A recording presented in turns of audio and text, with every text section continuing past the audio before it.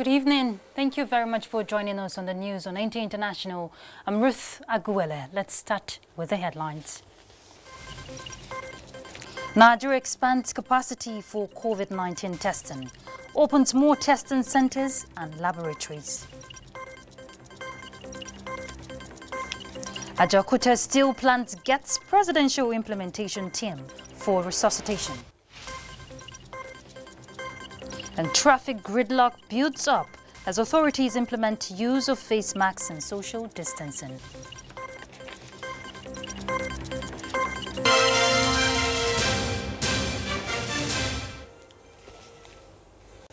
We'll begin with PTF, Chairman of the Presidential Task Force on COVID-19 and Secretary to the Government of the Federation, Boss Mustafa, says Nigeria witnessed increased cases of coronavirus in the first week of the gradual easing of lockdown. He said the task force is reviewing the ease of lockdown and will come up with further measures in that regard. The ease restrictions must therefore not become an excuse for us to lead the lives we were used to pre-COVID-19 days. I wish to reiterate that the world today has completely changed from what we used to know. And if we want to continue living the old ways, the costs will be enormous. Other members of the committee, including the Minister of Health, Dr. Osage Ehanire, Director General of NCDC, Chike Ihekweazu, National Coordinator of the Task Force, Sani Aliyu, and Foreign Affairs Minister Jeffrey Onyema, indicates that laboratories testing for coronavirus have increased to 23, while high burden areas continue to witness shortage of bed spaces. On Madagascar, the task force said it will subject the herbal solution to scrutiny to ascertain claims for curbing COVID-19. Being effective. This requisite synergy cuts across the tiers of government, levels of care, and builds on partnerships to get it right for our country. Every day we keep preaching on prevention and asking Nigerians to take responsibility. We keep pushing to improve detection, i.e. improve our laboratory capacity, and like you can see from the results, we're improving every day. And now we keep changing and improving our care capacity. I must emphasize the need for state governments to please continue to identify spaces for isolation of persons diagnosed positive with COVID. I'm happy to say that the pipeline flights, the flights that we have in process of arranging, missions are arranging, are all Nigerian carriers. All right, Nigeria has recorded its highest daily death toll from coronavirus, just as Russia now has the third highest number of cases in the world, overtaking UK and Italy. Let's now join Joyce Ometu for details of this and more.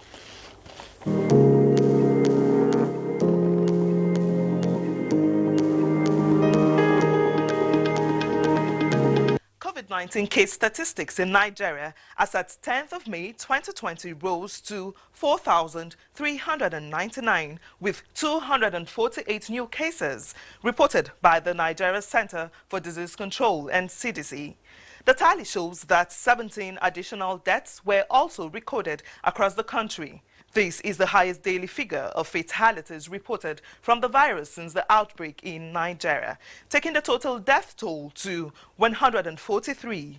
The new cases are spread across 16 states and the FCT. Top on the list is Lagos with 81 cases, 35 in Jigawa and 26 each in Kano and Borno, 20 in Bauchi, FCT 13, Edo 12, Sokoto 10, Zamfara 7, 4 each in Kwara and Kebbi, while Gombe, Taraba, Ogun and Ekiti have 2 each. Osun and Bayelsa have 1 case each. Nigeria has so far tested 23,835 persons since the beginning of the pandemic. Figures by Worldometer collated at 6 p.m. shows that the African continent has recorded 66,285 infections with 2,315 deaths. Latest figures published by Johns Hopkins University reveal that 4,218,859 cases have been detected worldwide, with 284,792 deaths and over 1.4 million recoveries. Russia now has the third highest number of coronavirus cases in the world, overtaking UK and Italy. There were 11,656 new cases reported in the past 24 hours in the country, taking the overall total to 221,344. Across Europe, countries are easing the lockdown, hoping it will not lead to a second wave of infections. France and the Netherlands will partially open primary schools, while shopping centers can open in Denmark and hotels in Poland later this week. In other news, China reported 17 new cases, 5 of them from Wuhan, where the virus first emerged. And that's a global update on COVID-19. Many thanks for watching. I am Joyce Ometu. Thanks, Joyce. And still on the global scene, British Prime Minister Boris Johnson has announced tentative steps towards reopening the country. Now, the first step, which starts Monday, people who cannot work from home, like construction workers or manufacturers, should be actively encouraged to go to work, but in a safe manner, by avoiding public transportation and go to work by car, bicycle or on foot. By Wednesday, Johnson said people will be encouraged to go out and sit in the sun or exercise, as well as drive out of town and even play group sports, but only with members of their own family. The Prime Minister, who said Britain is not ending the lockdown but only modifying tough measures that had been imposed to prevent the spread of coronavirus, is still the only world leader to have been hospitalized and treated from COVID-19. Authorities in the Federal Capital Territory are not leaving anything to chance in ensuring that residents who move around within the period of ease of the lockdown wear their face masks. Now, Austin Ayembe, who went round town, reports that this has led to traffic gridlock in some parts of the city. It is over a week now since the federal government eased the lockdown within the Federal Capital Territory, paving way for residents to move around from the hours of 6 in the morning to 8 in the night. But while this is going on, the law enforcement agencies within the territory ensure that wearing of face mask is a must. The enforcement officers are on the highways ensuring that in compliance with the social distancing, motorists do not carry more than 3 passengers and all the passengers wear face masks. While there is substantial compliance to this order backed by the Quarantine Act of the Federal Government 2004, some people openly violate the order, advancing different reasons for doing so. My glasses are wound up. I'm with my wife. She's not infectious. She hasn't come in contact with anybody that's infectious. I haven't. So why are we wearing the mask? Regulations are regulations. But let's be clear about the regulations. How come you're not wearing your face mask? I wear it. Look at it. Where is it? You say you wear it? Yes, I wear it. You wear it? Are you wearing it now? I wear it. The thing remove when I carry plenty load. Somebody just help me. But are you not afraid of this virus? I'm afraid. I was in the house for 1 month and why do they say you wear it and you're not wearing it? I wear it. The thing remove when I was carrying my thing up. How come you're not wearing your mask? No, I have my mask. Huh? I have my mask. But you're not wearing it. Are you not scared of the virus? I'm scared of the virus though, but I think I will put it on. I will put it on. No, it's really hot, please. I use it when I'm only in a public place. Officials of the vehicles inspection said hundreds of people have been arrested, prosecuted and convicted by mobile courts presided over by magistrates in many parts of the city. Any vehicle that is carried tilly, we have to remove it on the road. I advise the driver to drop one person and go with 3 others. And any vehicle that you see say one person there inside, he no use face mask, we have to tell him to drop the person or to face mobile court. Fine for refusing to wear face mask is 5,000 naira, while carrying more than 3 passengers attracts a fine of between 5 and 10,000 naira. In Abuja, Austin Ayembe, NTA News. Well, we should endeavour to wear our masks because it's for our own safety. Because the need for people to avoid contracting COVID-19 has again been re-echoed on Good Morning Nigeria. As medical experts say, contracting the virus could lead to death, especially in patients with underlying ailments. Now, the guests, while discussing COVID-19 and underlying ailments, reiterated the need to observe all protocols mitigating the spread. Lydia Sampson reports. Patients with chronic diseases before COVID-19 could hitherto manage the ailments for years. Ironically, if such patients contract COVID-19, the underlying ailments heightens, leading to death. The guests therefore stressed the need for planning with other experts on management of COVID-19 patients with underlying illnesses, which they say present severe cases. COVID-19, I would want to call it the accelerator of death in these patients with comorbidities. Okay, like Dr. Bello mentioned earlier on, a patient has cancer, the patient is managing his cancer. Maybe the two-year survival is about 10%, 5-year survival is about maybe 1% or whatever. And then the patient now gets COVID-19 and the patient dies in 3 days. Try to remove that fear of getting infected when they go to the hospital.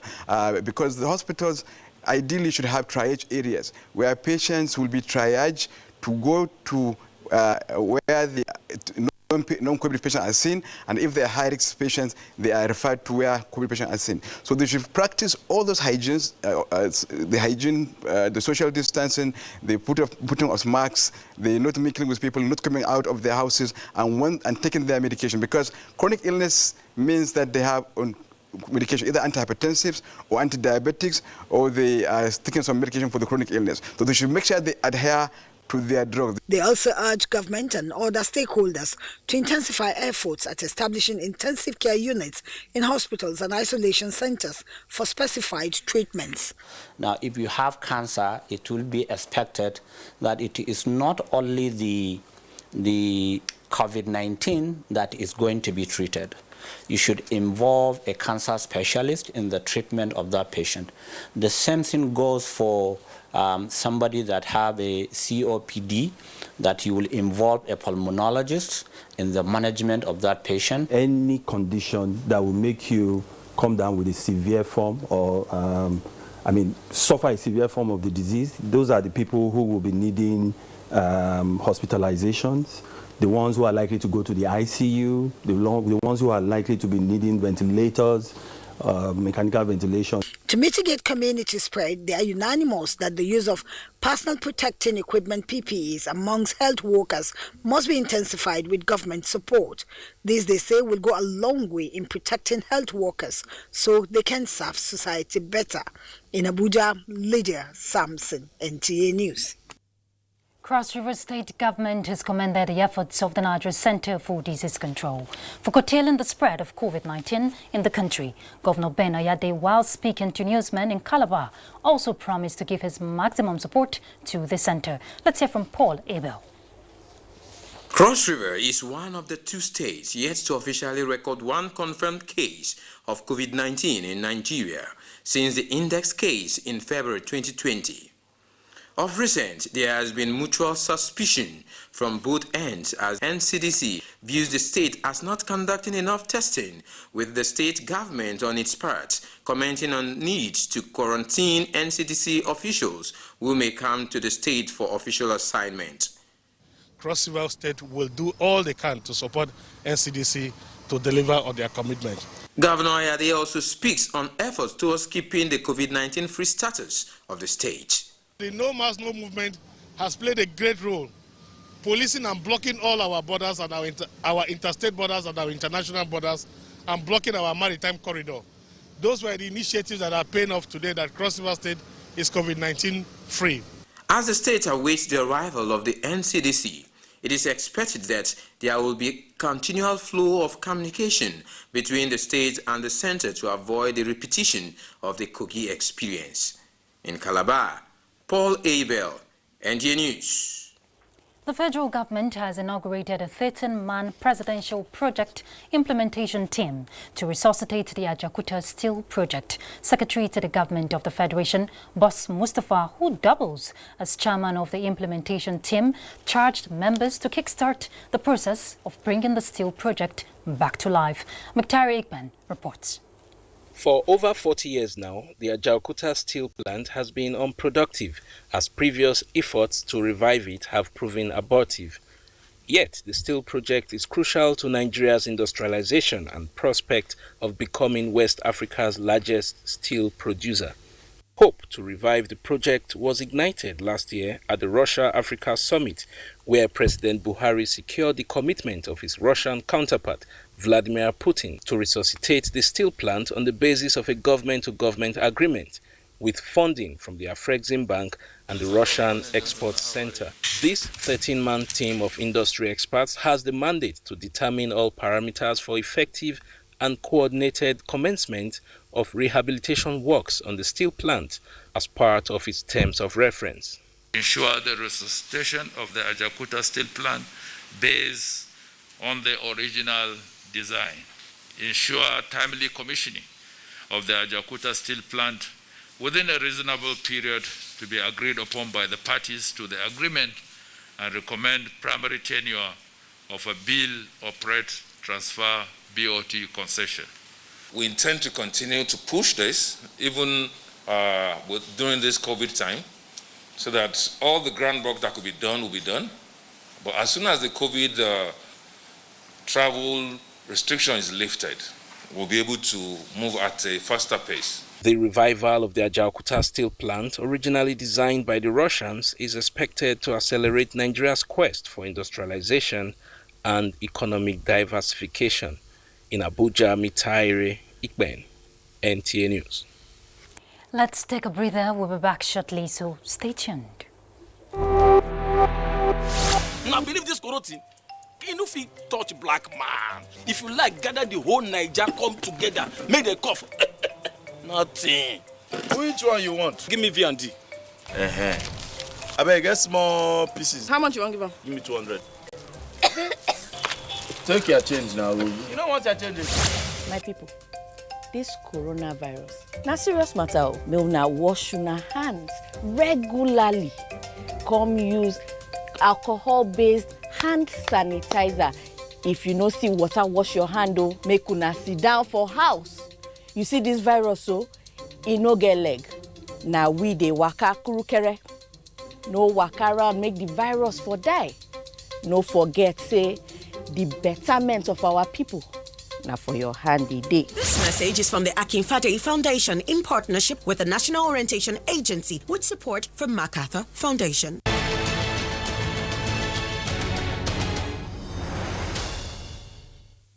Thanks for staying with us. Chairman, Nigerians and Diaspora Commission, Abike Dabiri Erawa, has assured Nigerians living abroad that the Commission will continuously work towards strengthening collaboration and unity of purpose, as well as collate accurate data of all Nigerians in the diaspora.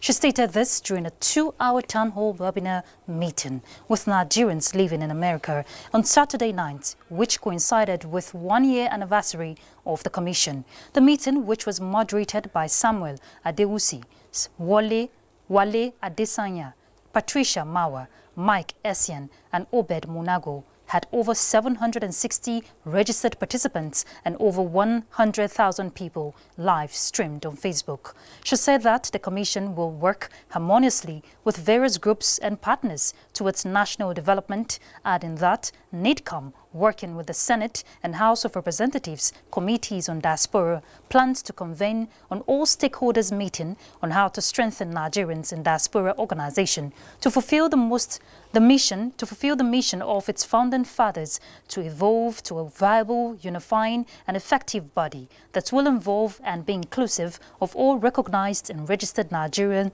diaspora organizations. Let's look at the legislature. The Senate Committee on Federal Character and Intergovernmental Affairs has screened 6 out of the 38 nominees sent to the Senate by President Muhammadu Buhari for confirmation as chairman and commissioners of the Federal Character Commission. National Assembly correspondent Ignatius Unko has more. On Tuesday, 28th of April 2020, the Senate at plenary received request from President Muhammadu Buhari for the confirmation of 38 nominees as chairman and commissioners of the Federal Character Commission. Senate referred the presidential request to its Committee on Federal Character for screening. 6 days after the referral, the committee has commenced the screening. The chairman-designate, Dr. Muhiba Dankaka, was the first nominee to face the panel.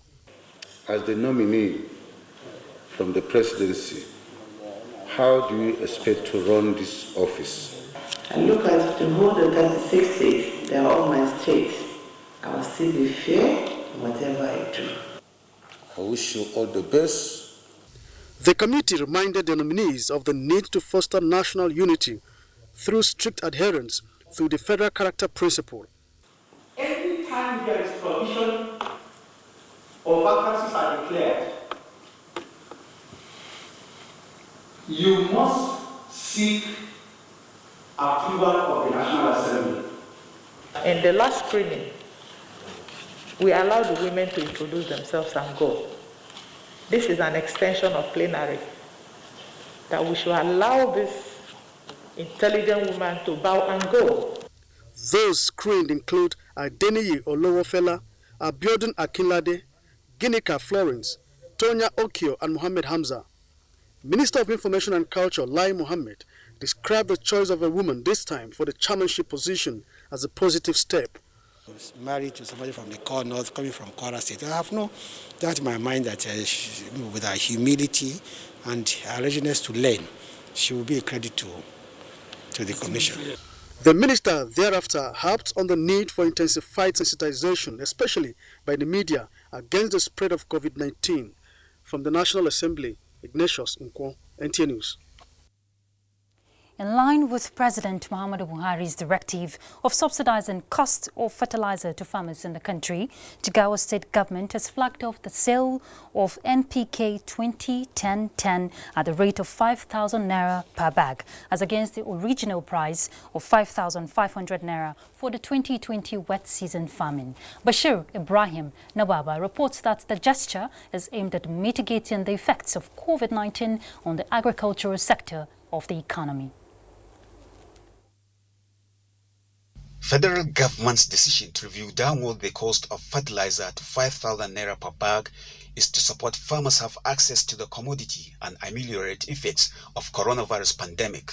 The Jigawa State government is setting the pace with the procurement of 2,000 metric tons of assorted fertilizer worth 180 million naira for distribution at reduced cost as a COVID-19 palliative to the farmers. Other farm inputs provided are agrochemicals and improved seeds at the cost of 120 million naira for distribution to the farmers at subsidized rates for enhanced production. Mr. President's fertilizer initiative delivered about 19 million 50 kg bags of NPK 20-10-10 fertilizer from 22 blending plants across 13 states. We have 30 retail outlets across the state. So we distributed that 2,000 metric tons, and we immediately effect Mr. President's order. We started selling at 5,000 naira only. Representatives of farmers appreciated President Muhammadu Buhari for his commitment towards repositioning the agricultural sector in the country. This is to show that the government is with us farmers for providing all sorts of inputs for us to go to farm. More than 80% of people in Jigawa State engage in the production of variety of crops due to its vast fertile land suitable for all year-round farming. It is the belief of experts that interventions like this are key towards the attainment of the bumper harvest and food security in Nigeria. From Dutse, Bashir Ibrahim Nawaba, NTA News. Let's look at security issues. 17 bandits operating in parts of Kaduna State have been killed in a joint clearance involving troops of Operation Thunderstrike and Were Stroke with support from the air component of Operation Gama Aiki. A statement by the Coordinator of Defense Media Operations, Major General John Eneche, indicates that the bandits were eliminated from their hideouts around Mashigi Garbi and Kabarasha villages in Gwagwada district of Chukun local government area of Kaduna State. Major General Eneche notes that 3 houses and a church building at Kabarasha village were partially damaged during the encounter. The armed forces regret the unfortunate incident and have set up a panel in liaison with the Kaduna State government to investigate the occurrence with a view to providing compensation. On a bit of the economy here, the Governor, Central Bank of Nigeria, Godwin Emefiele, has assured investors of the security of their investments in the country, despite dwindling revenue from the sale of crude oil globally. Speaking at the weekend in Abuja, Mr. Emefiele said investors interested in repatriating their funds from the country were guaranteed to do so, noting that the bank had put in place policies to ensure an orderly exit for those that might be interested in doing so. Speaking on the plans of the bank in tackling the economic impact of the COVID-19, he explained that the CBN, in collaboration with the Federal Ministry of Industry, Trade and Investment, was committed to galvanizing the manufacturing sector in a bid to reset the economy. A new journey towards development, towards economic industrialization of a country, that Nigeria should join the race. And perhaps this is a good opportunity for us to see to it that we prepare ourselves as a country in Africa, the largest economy, to get our manufacturing sectors to work, to get our banking sectors to work efficiently to support economic growth and development, so that by the time African Continental Free Trade Zone arrangement comes on stream, Nigeria will be adequately prepared. I watch on television that AFCFTA starts again January 2021. And so, what do we do as a country? And that's why we think we should galvanize the manufacturing sector, the health sector, to prepare and then get our factories back, create jobs. Let us begin to see the fumes coming out of the rooftops of the manufacturing companies so that we can be adequately prepared for the battles ahead. The CBN governor there assuring investors of the security of the investments in the country. Before we go, let's quickly check our weather prospect for Tuesday.